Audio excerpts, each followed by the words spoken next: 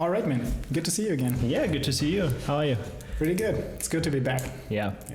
We've been on a hiatus for a couple months now due to Corona.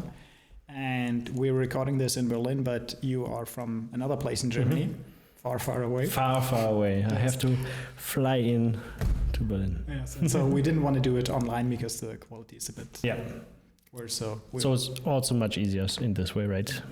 Absolutely. So it's good to be back. It seems like the authorities have Corona under control for now, so life is picking up again. And I wanted to talk to you about KAD today, which stands for Kill, Automate, Delegate, which is a concept that I recently came across from Aaron Fletcher, which really struck a nerve with me because, I have a lot of initiatives going on, a lot of stuff, such as this podcast, and it's actually a lot of work to get it done, right? Sure. You could just hit the YouTube button and just record on your earphones, but if you want to do it a little bit more professionally, then there's a lot of stuff to it, a lot of little steps. And so if you do a lot of initiatives at the same time, what's bound to happen is you really broaden what you have to do. You're expanding, you're trying out new stuff, but at some point of time, it's just going to be overwhelming and you're going to get stuck. And so this Aaron Fletcher guy, he has a very simple method for it, which I think is interesting. And what he proposes is to go through the steps of KAD in that sequence. And the first one is to kill stuff, right? And that means if you're doing so many initiatives, aren't you really wasting your time, right? So which one of those, or why do you have to do several initiatives at the same time, right? Shouldn't you just have one or two that are actually working, right? And so, and this is kind of the stuff that we do in Scrum as well, right? So the product owner has to order the backlog and put focus on the first, the most important thing, and then the team is supposed to swarm to really get it done as quickly as possible. So there's like a lot of connection to what we do in our everyday life. But it's true, you need to kill stuff, you can't do everything, and you really have to pay attention to what you're doing. And especially if we go to the next steps, automate or delegate, a lot of people actually make that mistake that they delegate work that they should have killed before, right? So it's not really worth the time to do it. But then they say, oh, well, I can have somebody else do it for $10 an hour or something like that. But in reality, this work should not be done. You shouldn't delegate it because delegating helps you, but it still takes up some portion of your time. It takes up the money to have somebody else do it. You have to train that person, etc. So the first step is always to try to kill stuff so you don't have to do it. The second point is to automate stuff, and that's really an area of interest of mine lately. We have the whole automation thing in coding, right? So we want to automate as much as possible, but you also can do that in a lot of private stuff. So let me give you a very simple example. Some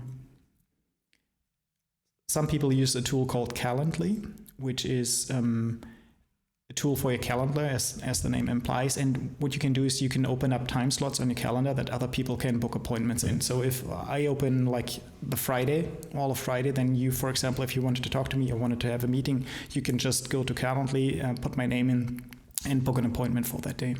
And that's super helpful for arranging meetings, but also if you do online coaching, stuff like that, it's super helpful.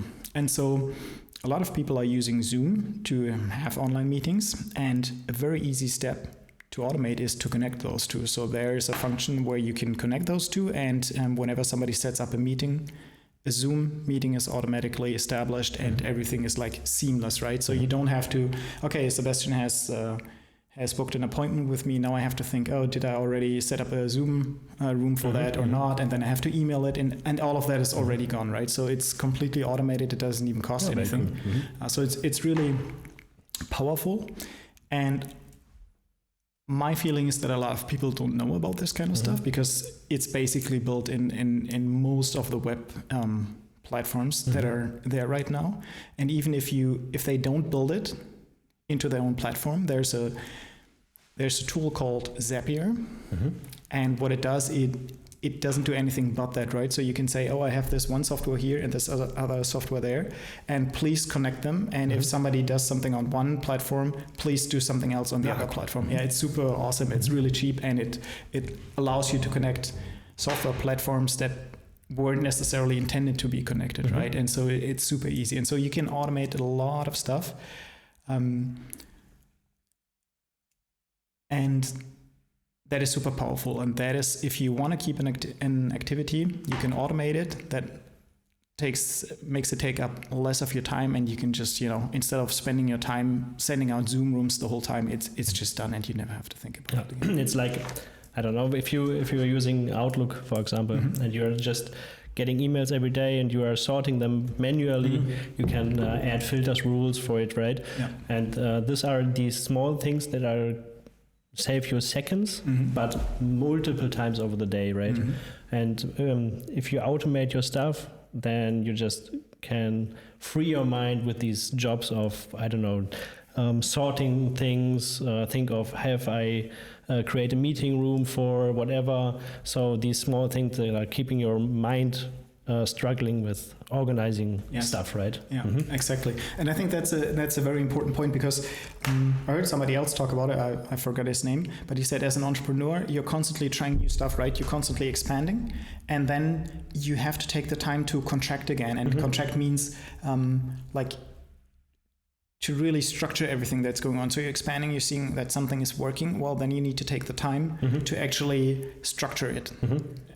That's kind of like the automation part, because otherwise, for example, you do something like this podcast, and then maybe you do one other initiative, and just the upkeep, just, work on the sound or post it to different social media channels. It's just going to take up a certain amount of your time. Let's say that's 4 hours a week. So you don't have an unlimited amount of time. So if you can get that 4 hours down to 1 hour, because you automate everything, and there's really a lot you can do, then suddenly you're freed up, like you say, to do more innovation work. Yeah. And also to do more initiatives at the same time. Sure. And so there's a lot to be done there. And one thing that I really like as well is to just create workflows for the stuff, right? So there's a really cool free tool. So you can use Visio from Microsoft, for example, to just map out your workflows. And if you don't want to spend the money, you can obviously use Word or Google Docs, right? But it's actually very helpful to have dedicated workflow tools, because it's much easier to put it in a way that works. And there's a free tool called YAD, and it can be found at yworks.com. So it's the letter Y and then works.com. And it's actually from a German university, and it's really nice and free, and you can just put all your workflows in there and work on them, because that'll help you to not forget stuff, but also to see where you can actually not kill the whole initiative, but kill maybe steps in that whole part, or where you can automate, right? So if you see that you have to upload something to 10 different social media channels, isn't there actually a tool that lets you push the button and it uploads it to all of them? And of course there is, right? Because there's this whole cottage industry of automation in the background for all these little tasks, because a lot of marketers, a lot of entrepreneurs, they have this problem. They can't spend their day 8 hours out of 12 hours on uploading stuff. So there's tools everywhere. And lastly, if that's not possible, in this KAD model, what you should do is delegate it. Usually, there's some part of your work that you cannot delegate, right? The contact to the customer, or maybe the content creation in this podcast. You probably don't want to farm that out to somebody, because it wouldn't be you, it wouldn't be authentic. But let's say there weren't a tool to automatically upload the video to all the platforms. Well, then maybe it makes sense to have somebody that costs you $10 an hour to do that. Set up the processes, which you've already done in the last step, train the person, and have him or her do it, because most likely you can earn more than $10 an hour, right? And if you earn $50 an hour or $100 an hour, then it doesn't make sense to, right? The minute you give that hour to the other person, even if they take 2 hours where you would only take 1 hour, you have made money, right? And so, that's sometimes kind of difficult, especially when entrepreneurs start. They want to save costs, and I totally get that. And you have to do that. You can't just start hiring people left and right. But if you're actually focusing on the important stuff with the kill, and then you have automated what is possible with the automate, then there shouldn't be that much left. So, right? You don't need to hire 3 people to do that. You can probably have somebody in part-time, maybe a virtual assistant in the Philippines or somebody like that who can do it for you. But as you said, you can't delegate everything. So there are processes or tasks that you can't delegate because they are not authentic, correct? Or the another person can't do it because they have that background, the knowledge, whatever.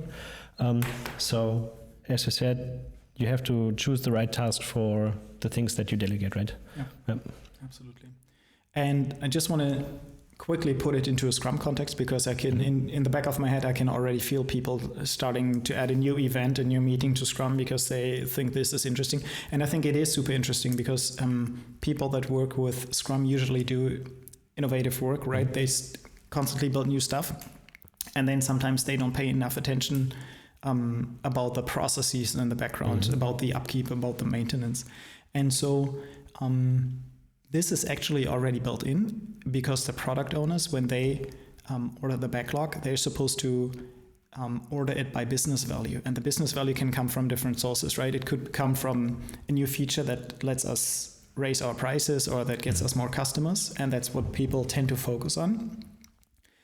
But this is also creating value, right? Because you don't have an army of people doing simple click work in the background or, stuff that could be simply automated.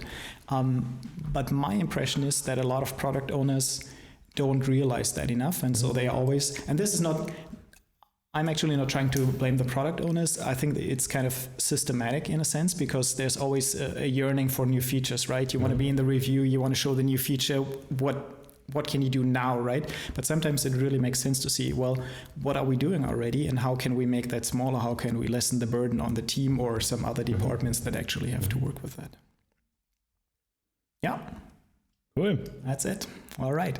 So remember, nothing changes until you do. But the good news is you're ready.